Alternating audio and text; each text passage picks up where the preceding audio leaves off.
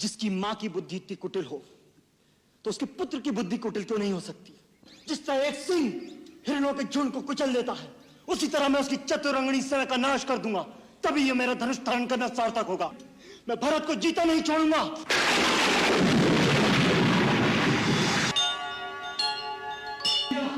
भैया, भैया, भैया! क्या हुआ लक्ष्मण? आ गया, अपने साथ सेना भी लाया। इन फूलों को छोड़िए भैया, शस्त्र उठाने का समय आ गया है।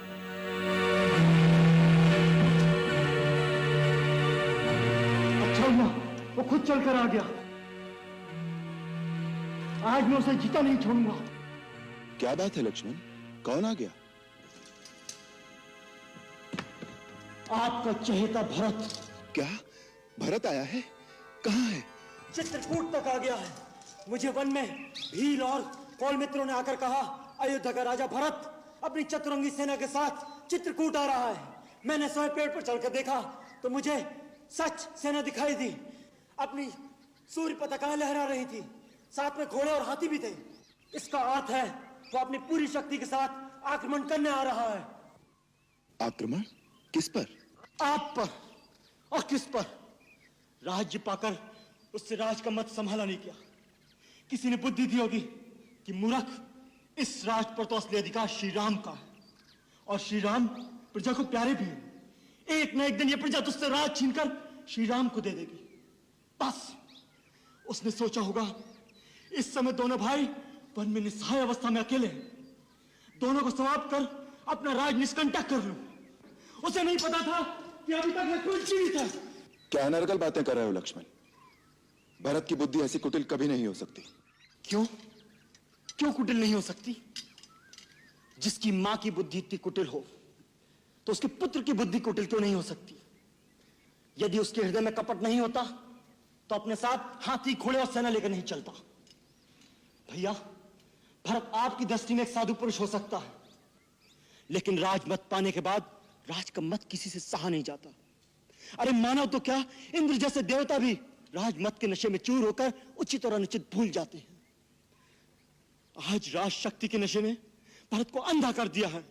वो आपको निस्सहाय और बेसहारा समझकर आपकी हत्या करने आ रहा है। नहीं लक्ष्मण, नहीं। आपको मेरी सौगंध है भैया, आज मुझे मत रोकिएगा।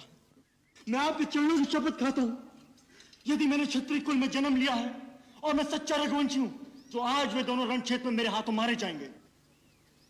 जिस तरह एक सिंह हिरणों के झुंड को कुचल देता है, उसी तरह मैं उसकी चतुरंगनी सेना का नाश कर दूंगा। तभी ये मेरा धनुष धारण करना सार्थक होगा। भैया, यदि आज भगवान शंकर भी उसकी सहायता के लिए आ जाएं, तो मुझे राम की दुहाई है, मैं भरत को जीता नहीं छोड़ूंगा।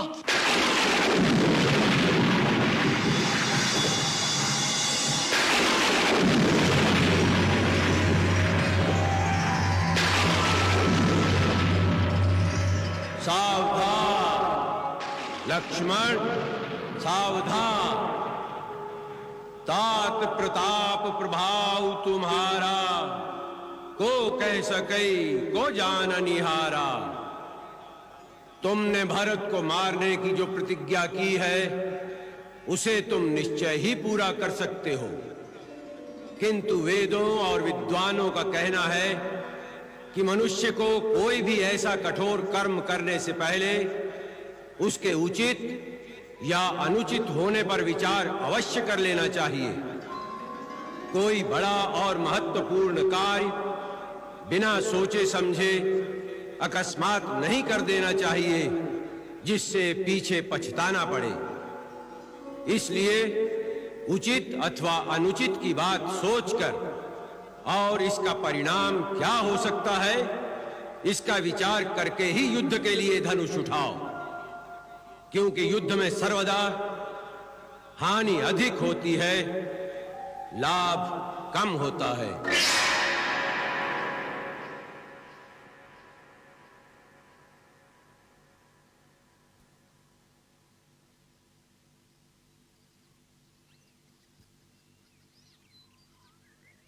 लक्ष्मण, ये आकाशवाणी सुनी तुमने?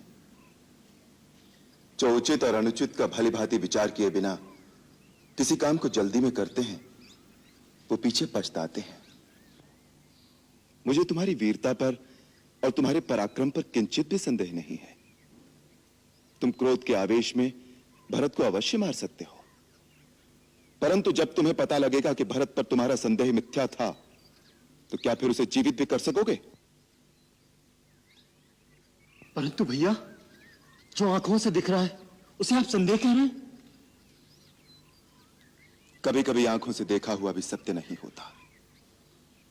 राजपद का प्रमाद साधारण मानव को हो सकता है, इंद्र जैसे देवता को भी हो सकता है, परंतु भरत का स्थान देवताओं से भी ऊंचा है। वो एक महामानव के रूप में महानता की परिसीमा है। जिस प्रकार खटाई की एक बूंद से क्षीर सागर का दूध नहीं फट सकता, उसी प्रकार अयोध्या तो क्या, त्रिलोक का राज्य भी भरत को दे दिया जाए तो भी उसे राजमत नहीं हो सकता। आपके इसी साधुपने में हमने अपने हाथ में आया हुआ राज छोड़ दिया। सारी प्रजा आपके साथ थी। आपका एक संकेत होता तो प्रजा महाराज को आपका राज अभिषेक करने में विवश कर देती, और प्रजा के बल पर मैं अपने पिता का वचन झूठा कर देता। लक्ष्मण, पिता और पुत्र का नाता प्रजा के मतामत से निर्धारित नहीं होता।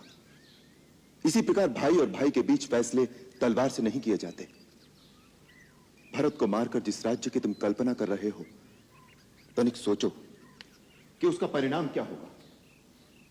यदि अपने भाई ही न रहें तो राज्य के सुख भोग में क्या आनंद मिलेगा। यदि मेरे सुख में तुम तीनों भाइयों का भाग ना हो तो वो सुख मेरे लिए विष के समान है। और यदि तुम्हें राज्य की लालसा है तो मैं तुम्हारी शपथ खाकर कहता हूं लक्ष्मण, मेरे एक संकेत मात्र से भरत वो राज्य तुम्हें दे देगा। नहीं भैया नहीं, मुझे राज की अभिलाषा नहीं। परंतु यदि भरत के मन में पाप हुआ तो, यदि उसने प्रहार किया तो उसी को प्रहार करने दो। वो हमारा राजा है। हम अपने राजा के सामने शस्त्र नहीं उठाते।